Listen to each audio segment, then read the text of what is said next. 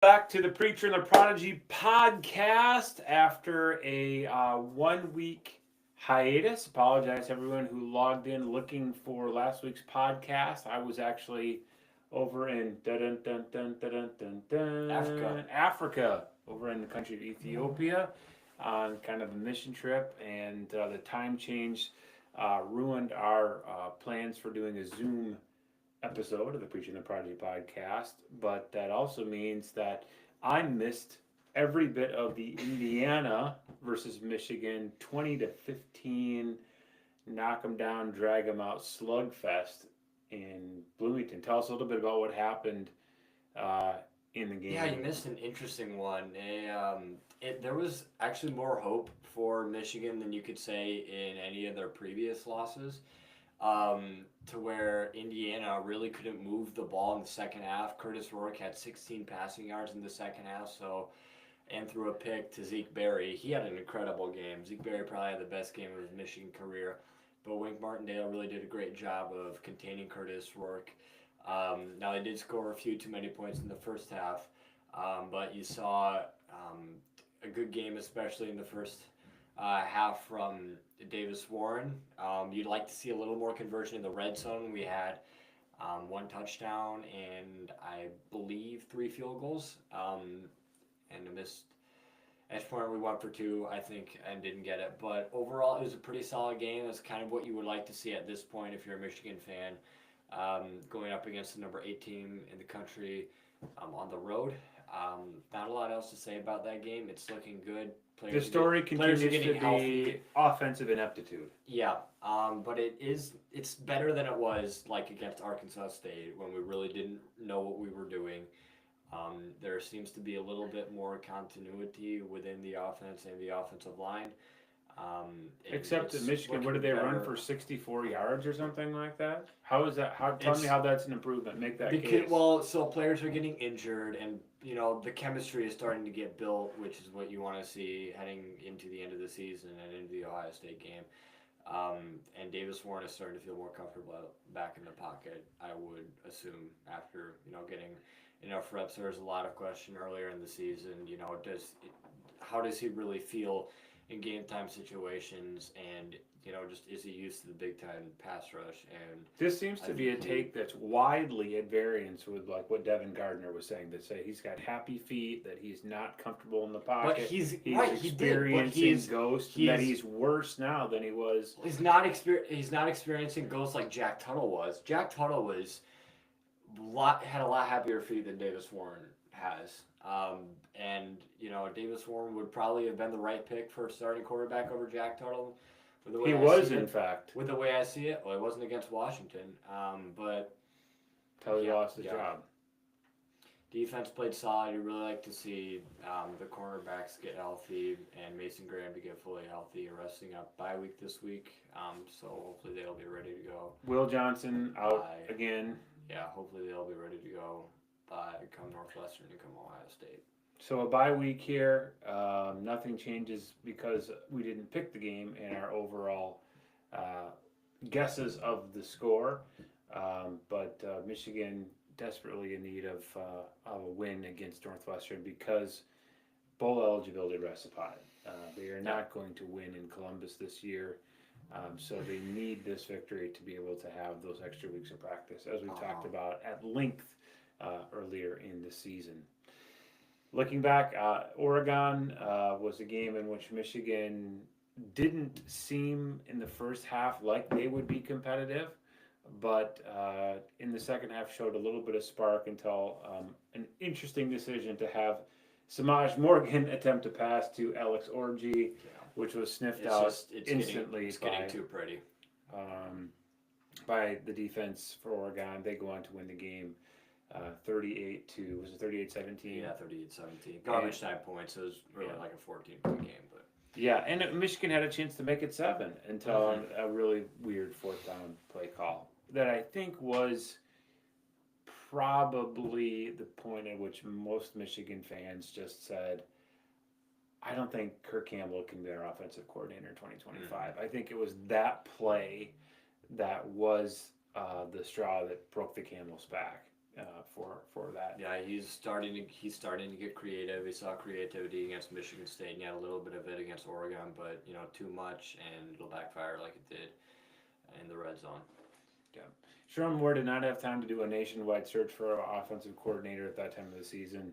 I think he took the available person there, and hopefully in the offseason he'll move Kurt Campbell back to quarterbacks coach at most, and bring in someone who's coordinated a.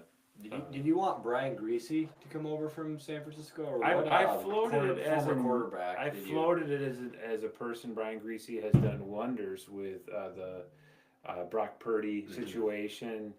Of course, he's blessed to have Christian McCaffrey back there as well. But he is only the quarterbacks coach of the 49ers. He is not the offensive coordinator. But I think Sherman Moore will have the resources to make that change. Does he have the guts to make the change? Yeah. Or will he just say, hey, year one, everyone gets a free pass, and we're going to evaluate in 2025?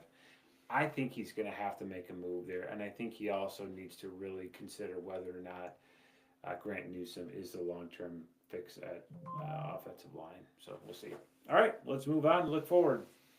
Games this week are not going to be great, as we have said previously on this podcast. However, there is one big headliner. Tennessee heads to the road to Georgia. Tennessee in recent history has gotten blown out by Georgia. I think maybe 7 straight losses by 2 touchdowns to the Dogs. Last time they met in a game of this caliber was when Tennessee, back when they had Hendon Hooker and guys like Jalen Hyatt, and they went into Georgia, and they got humbled very quickly, and the Dogs retained their crown.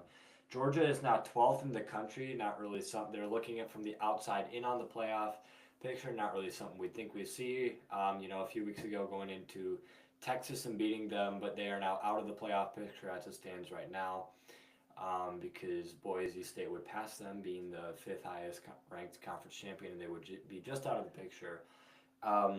But Georgia is favored by 10.5 at home. Hosting a Tennessee team that has been not really what we've seen Tennessee in previous years, more of a defensive-minded team, especially along the defensive line. I'm going to just say, if this is the highlight game of the week, this is one of the worst late season weeks of college football. Well, this is the time of the year when big SEC teams will schedule their games against FCS opponents. Like Alabama's playing Mercer, I think, this week. This is when they take their almost bye weeks. Functional bye week. Before rivalry week. I have no idea why. I'm just going to go Georgia. Bounces back. Give me the Dogs. Yeah, give me Georgia. They started to turn this not into a rivalry and started to own the Vols. Fighting Josh Heupel. Give me Georgia also. We might go through these a little quickly, although there are some interesting lines. One of these, a night game, late night game, Kansas, who is 3-6, is playing at the 6th ranked team in the country, the BYU Cougars, and yet BYU is only favored by 2.5. I don't think I've ever seen this where such a highly ranked team, undefeated, is hosting a 3-6 team. Now Kansas did upset Iowa State last week, but a line of only 2.5, that's got to tell you something of the way that these teams match up against each other, where Kansas has huge advantages. Well, what do we always say in a moment like this? Somebody knows something. Yeah. I will give me Kansas, I guess. If they really think that this line is going to be lower, they got to make it so that people will still bet 50-50, but maybe they just think that Kansas is going to win outright. I'm going to side with what Vegas could be thinking here. Give me Kansas in a big upset and shake up the college football. Somebody knows something, but I'm not that somebody. Give me the Cougs. All right. Another, the only other top 25 game this week, 23rd ranked Missouri goes to 21st ranked South Carolina. Closely ranked teams, and yet the Gamecocks are favored by 14. Mid-afternoon game, give me South Carolina. Missouri has not really played anybody, and they have not looked good against the teams that they have played. South Carolina has had a much tougher schedule, and they have fared just as well, if not better.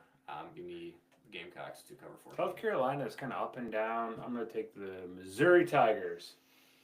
All right. The Wisconsin Badgers have Badgers. another night game The against Badgers. a top-ranked opponent. This time they're bringing home the number one team in the line, the Oregon Ducks, 10-0. Oregon is favored by 14 on the road. Another crazy environment in Camp Randall. Last time they hosted a team like this, they played Penn State, and it did not turn out well for them. Give me, I don't know. Give me Wisconsin in this game. I like a closer game. I think Dan Lanning isn't really one to blow out teams. They played Maryland last week, and that really wasn't ever in question, but it wasn't like Oregon won 59-3.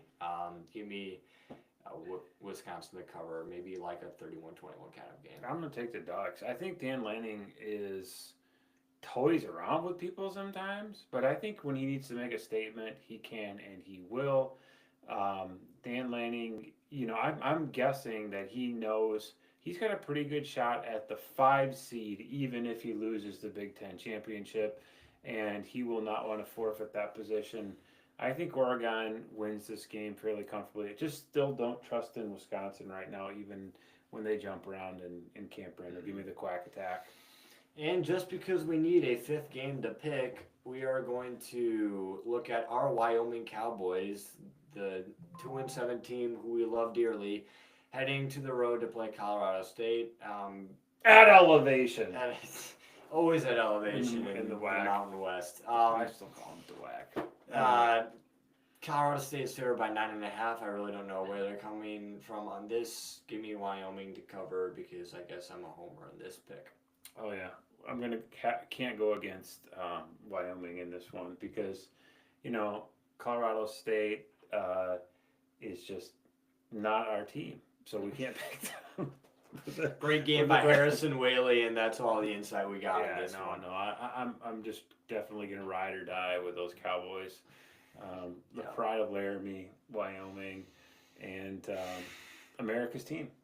Did I tell you? I think I told you the other day at school I saw another kid wearing a Wyoming Cowboy sweatshirt. That's nice. Me and him. As 2 Wyoming Cowboy sweatshirts and no bag. A lot of people are gonna be front runners at some point. They're gonna, But you have always been there from your youth. Broke onto the field, and there's no turning back from there. Anything else? Northwestern beat Dort in a barn burner 3-0. Dort has still not defeated Northwestern this millennium. Mm-hmm. Or ever, if that sounds better. Or in any millennium. They are 0-18. They have gone 10 scoreless quarters against the Raiders. I was in Ethiopia. I wasn't surprised to see Northwestern won. I was surprised to see that they won 3-0. It won 7-0 the last time we played, but in the snow, in the blizzard. That's not a football score. Yeah, I know. Was there like a suicide squeeze to get that first run across the plate, or what? It was just a lot of. Yeah, it was It was a lot of Dort driving down the field. I think they outgained us in yardage, but when it came down to it, the 4th downs and goal line scenarios and red zone scenarios, the Raiders stepped up. And Clayton Bosma blocked field goal. Reportedly, Clayton Bosma. No, not just reportedly, because he was the NAIA Special Teams Player of the Week. So shout out to number 10. Yeah, I think this week is the last week for NAIA football teams. Kind of just wrap up. It's going to be an easy win for all the big 3 in the G-Pack. And we will see how that playoff picture shakes up. I believe Dort is probably out of the playoff picture because 3 losses. Yeah, due to the loss of Northwestern, Morningside, and I can't remember who else they lost to, but they are done. Yeah, and just in the national playoff picture, weird losses for a couple teams. We mentioned Georgia losing 28-10 to Ole Miss, but also Miami playing with fire, and then the Ramble and Wreck. Another upset. And how about Alabama? Jalen Miller going into the Bayou. Brian Kelly was 13-0 in night games. And then Jalen Miller decided, it's going to be a Madden 25 kind of day. I'm just going to do what I want with the ball. It doesn't matter what play call you have. It's going to be a He's just going to 70-yard run touchdown it. run. He's Yeah. just gonna run it. Yeah, I was not shocked by that because I think LSU is kind of a fraud team this year. But the deficit, because it was 42-6 at one point, was it not? Yeah. And in the Bayou. You know I didn't think about is that the Big 12 might not have a playoff team this year because of the way that Tulane has played, as they could be the fifth highest ranked AAC champion. They have a date with top 25 Navy this week, I believe. And if they continue to win out and crazy things happen in the Big 12, there's a chance that the Big 12 doesn't get a playoff spot. Really disappointing to see Iowa State fall apart here down the stretch because they look strong early. But, it's just, this is a two-conference game now. I mean, the Big Ten and the SEC and everyone else is kind of, because Miami is a fraud, Florida State blows, Clemson Just kind of there. sitting around, hanging around, but no one thinks they're a national title contender. They got blown off the field against Georgia. So it's hard to say right now who is the most likely team to win the national championship. But again, if I had to bet money, I think I'm still betting the Buckeyes. I am too. But another under the radar team that's no one talking about somehow, it's the Colorado Buffaloes. They're sneakily coming up and making a name for themselves. Another nice win last week. So and that's just a strange way to end with that, to say that Colorado's doing anything quietly or sneakily when Coach Prime is on the sidelines. And on the TV commercials everywhere. He's actually a pigeon now, and he's doing the Aflac animal Drop thing. and give me 20. 20 what? Yeah. So Coach Prime is everywhere. I think actually Nick Saban is pretty good on the commercials as well. The one where he's like the Aflac commercials. He's not just the Aflac, but he is like, isn't he doing like VRBOs or Airbnbs Yeah, or something like that? And he's providing the rules, for people, which is pretty good. No fun. Yeah. So Nick Saban was not particularly likable on the sidelines, but he's very likable off them. I love Nick Saban on ESPN College Game Day. I think beginning of the year we both thought he could be kind of a bust, but he has been great. I mean, he has so much fun with the guest pickers and with the fans, and his analysis is so. He doesn't have that urban smugness. I mean, everyone would just love to blast Urban Meyer into the sun, but Saban is just kind of a fun dude. I always thought, like, maybe we should do an off-season show on which college football personalities we'd love to be game day hosts. Because I've always thought Les Miles would be a lot of fun just because he's so wild and unpredictable. Nick Saban is good. Pat McAfee, to me, has worn thin. I don't like that guy anymore. He's become a caricature. I'm the opposite. I think I've liked Pat McAfee more because he pairs well with Nick Saban. And, I mean, last year I didn't like him, but this year I love the way he runs with the fans in game day and how he creates such a crazy atmosphere. But yeah, well, you're wrong about that. But anyway, until next time, I'm the Preacher. I'm the Prodigy. Peace. See you next week. I have a feeling that... Yeah, what was that?